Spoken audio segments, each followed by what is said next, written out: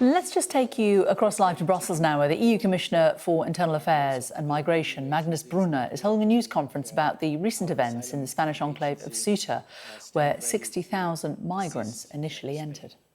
For the time being, Europe, I think, has definitely passed this test. People did not manage to enter the Schengen area, and security at the border was resolved quickly. The key now is for the European Union to act, I would say, in a united manner and also draw the right conclusions from these events. This is also what we discussed today, of course. Maybe some sentences on the hard facts. First, the breach itself. Over 70,000 people, as you know, crossed in a matter of hours, fueled by criminal smuggling networks and also disinformation, social media disinformation. The integrity of our external border was placed, of course, under severe strain. That was the first hard fact. The second hard fact, 75 lives were lost. Families who will never see their loved ones again because criminals send people on dangerous journeys. And this is just not acceptable. And today we discussed how to avoid such incidents also in the future. What worked in the beginning is the response. First, Spain today again confirmed, as I said before, that practically all those who entered Ceuta have now returned. People did not cross from Ceuta into mainland Spain and into continental Europe. The integrity of the Schengen area was preserved, and that is the result of a sustained cooperation between Spain, Morocco, and the Commission over the recent days. And I want to acknowledge it clearly and thank Spain also and the administration in Ceuta for restoring order and to work closely with Morocco to ensure the swift returns. Secondly, our new European rules and on borders and on migration means we have a robust system in place to safeguard our security, to safeguard Europe's security. And this includes swifter procedures at the border, especially for countries on the EU list of safe countries of origin, like Morocco is. Morocco is part of this safe countries of origin list. And I also welcome the further deterrent action Spain and Morocco have taken to prevent additional illegal arrivals, including reinforced surveillance, for instance, of the maritime border.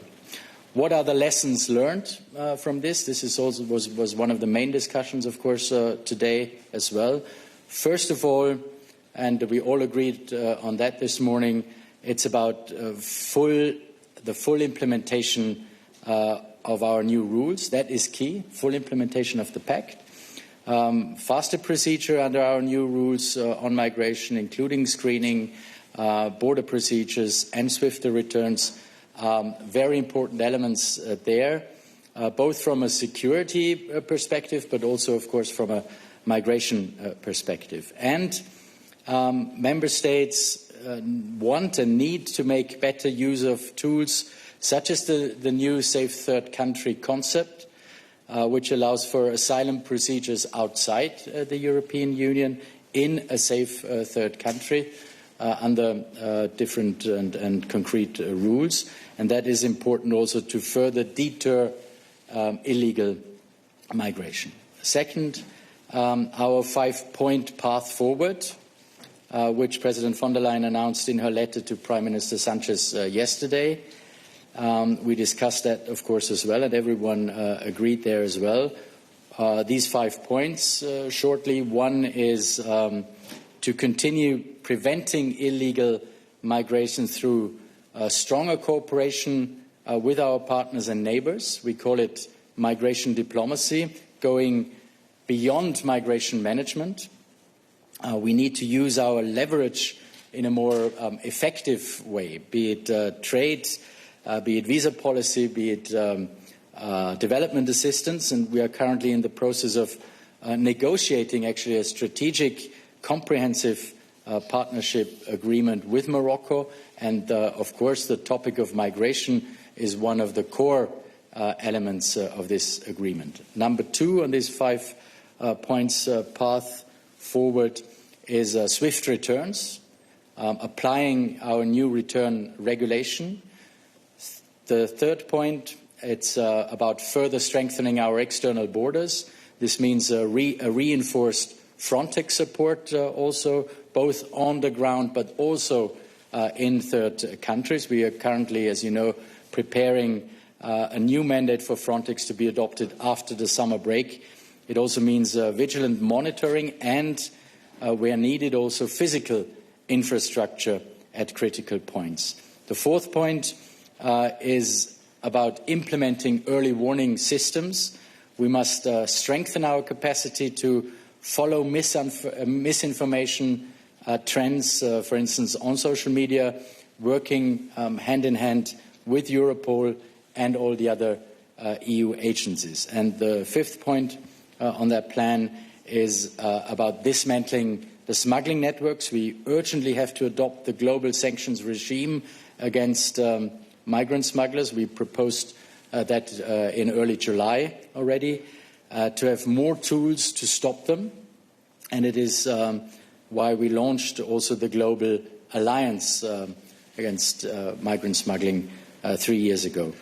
So there was a common understanding that we must advance on these 5 points ahead of the JHA Council in October, and then, of course, ahead of the European Council as well.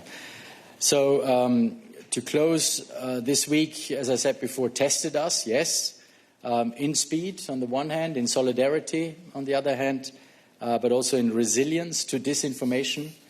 But let me be equally clear about what this week also showed. When it mattered, the situation was brought back under control. That did not happen by accident. It happened because we acted together. European solidarity is at the heart of the European project, and Spain and its people can, of course, count on the enduring support of the Commission and the strength of our Union to overcome this current challenge. But we shouldn't make any mistake, of course. We will learn from this, definitely. We will also close the gaps, and we will keep protecting our external border altogether. Thank you. Thank you, Commissioner. Well, that there, Magnus Bruner, who was speaking from the EU. He's the EU Commissioner for Internal Affairs and Migration, just talking about this meeting that they've had today about what happened in Ceuta last week, where 70,000 people crossed the border initially, and 75 people died.